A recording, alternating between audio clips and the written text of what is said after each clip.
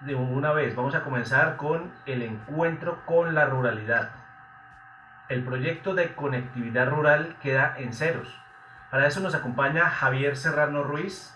Él es licenciado en Filosofía de la Pontificia Universidad Javeriana y magíster en Lingüística y Educación de la Universidad de Osnabrück. No sé cómo se menciona Osnabrück, ahora me corregirá Javier, en Universidad de Alemania. Él es experto en programas para promover el desarrollo educativo y económico y social de los niños, jóvenes y adultos en zonas rurales del país. Entonces le damos la bienvenida a Javier para que podamos iniciar con este diálogo acerca de ese asunto tan importante que es la conectividad en las zonas rurales, más en este contexto de pandemia y teniendo en cuenta pues todas las deficiencias que generó la falta de conectividad, particularmente en las zonas rurales para nuestros estudiantes. Muy buenos días, Javier, bienvenido. Andrés, buenos días. Activa cámara, Eh, por favor. Voy. Ya, Bienvenido, buenos Javier, buenos días. días. Buenos Bueno, días y a la orden. vale, vamos a arrancar entonces preguntando lo siguiente. La Mesa Rural Nacional, la Mesa Nacional de Educación Rural, ¿cómo viene trabajando en el proceso de la implementación de políticas públicas para la igualdad en la educación rural? Miren, la mesa es una confluencia de actores sociales, individuales e institucionales, interesados en la creación de equidad de oportunidades de educación para los habitantes del campo. Mm, Lo que buscamos fundamentalmente es que cuando se habla de política pública de educación rural, se llegue más a hechos contundentes de política que a manifestaciones y objetivos eh, altruistas de política, sino que las cosas se hagan y que haya cambios. ¿Qué hacemos? Fundamentalmente buscamos hacer seguimiento a lo que ocurre en el tema, en ese campo, apoyar grupos territoriales interesados y que promueven prácticas educativas mejores en educación rural e incidir en decisiones de política en la medida de lo posible. Tratamos de ser interlocutores críticos del ministerio, por ejemplo, y en algunos casos de algunas secretarías de educación. Eso es fundamentalmente lo que intentamos como mesa. Vale, Javier, eso Somos una entidad prácticamente de voluntarios. ¿Sí?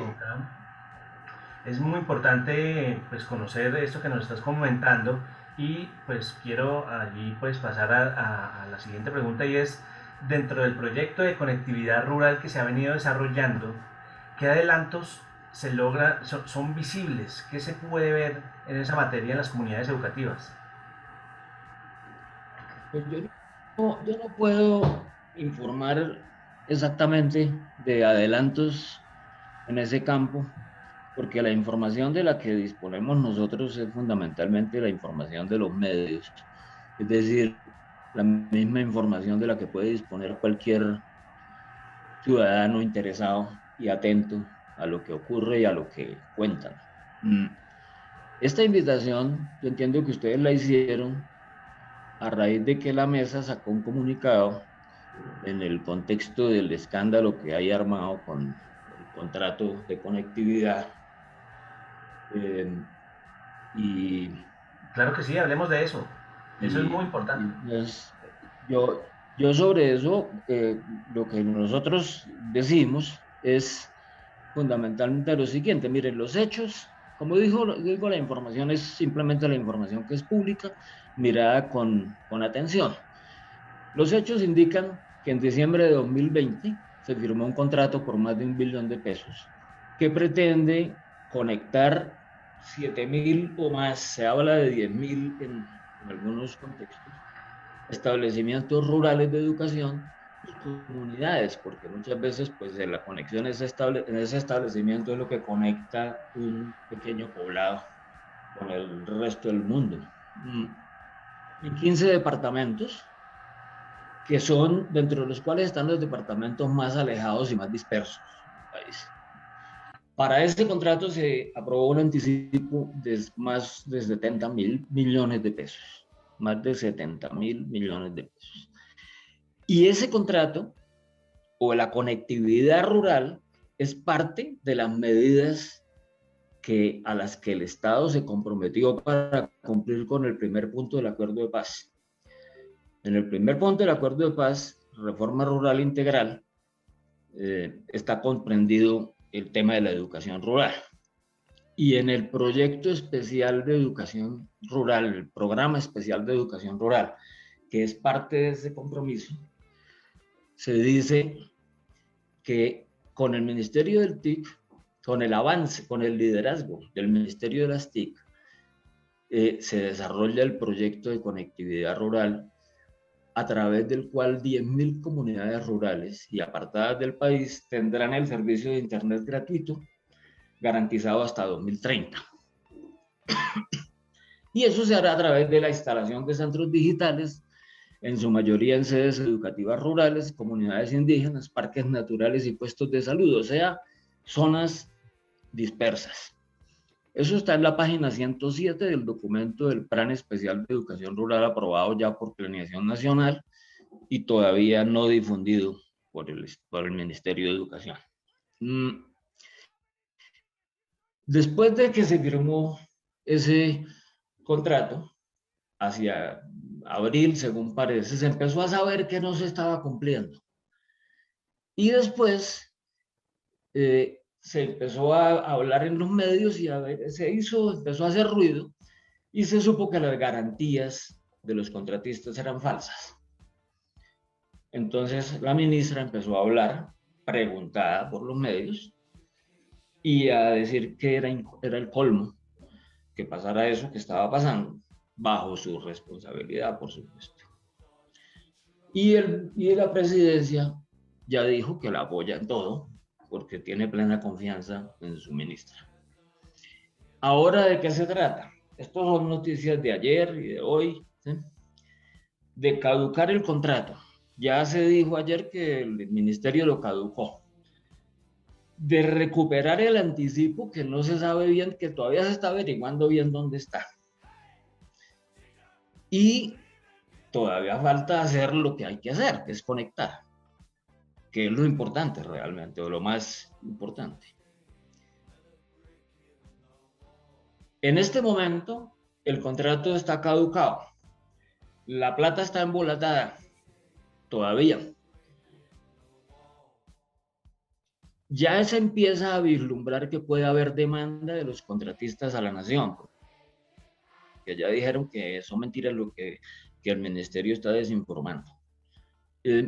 Y una consecuencia es que es muy posible, muy seguro, que durante este gobierno ya no se hará lo que se iba a hacer, y que es tan urgente para educación, salud y en últimas para la inclusión de todas estas comunidades en la vida del mundo.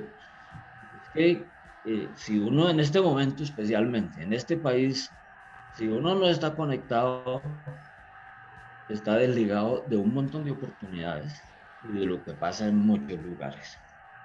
Eso es verdad. Específicamente y para cerrar, Javier, ¿cómo ve esas consecuencias en el campo puntualmente de la educación?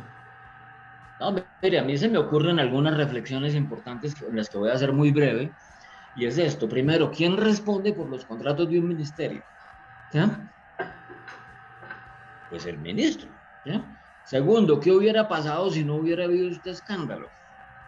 Tercero, alguien que tenga alguna experiencia o que haya tenido alguna cercanía con estos procesos de contratación o con entidades del Estado es capaz de imaginarse que un contrato de este monto y de estas características se hace sin que el ministro sepa, ¿no? Y el contratista se escoge sin un guiño del ministro, ¿no?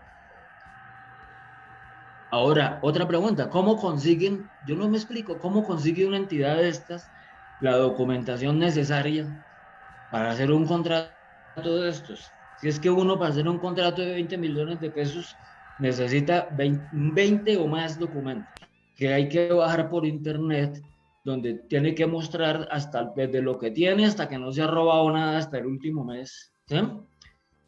Y que la Contraloría tiene que decir que uno es honrado, y la Procuraduría también, y la Policía también, ¿sí?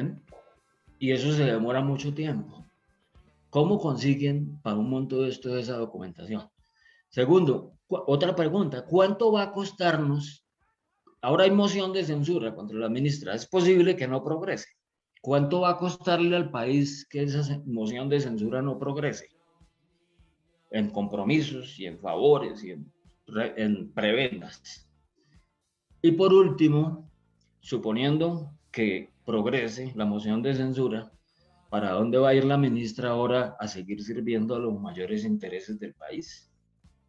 Porque sale de para arriba, ¿sí? ¿Qué quiere decir esto en últimas? Pues que toda la gente que supuestamente se iba a beneficiar y que se tiene que beneficiar de esta conectividad, pues por lo menos por un año más va a seguir sin eso, ¿sí? Y puede querer decir que tenemos que pagar además más plata, ¿sí? Para que eso se haga. Es decir, van a seguir desconectados. Y todo lo que ha develado esta última coyuntura de pandemia, que simplemente ha develado y revelado ciertas cosas que ya se sabía que existían hacía mucho tiempo, pues va a seguir pasando. Es decir, los problemas por falta de conectividad van a seguir existiendo en estas comunidades y para esta gente que es, por supuesto, la más vulnerada del Muy país. triste, Eso muy es. triste panorama. Muy triste panorama, Javier. Bueno, por motivos de tiempo, pues vamos a dejar hasta acá esta breve conversación en esta mañana, pero por supuesto seguiremos pues haciendo seguimiento al tema y ustedes desde la Mesa de Ruralidad pues les seguiré, esperamos que nos sigan compartiendo sus reflexiones y todo el análisis y sus pronunciamientos a través de nuestro espacio. Buen día, Javier, y mil gracias. Bueno, lo mismo, adiós. Adiós, buen día.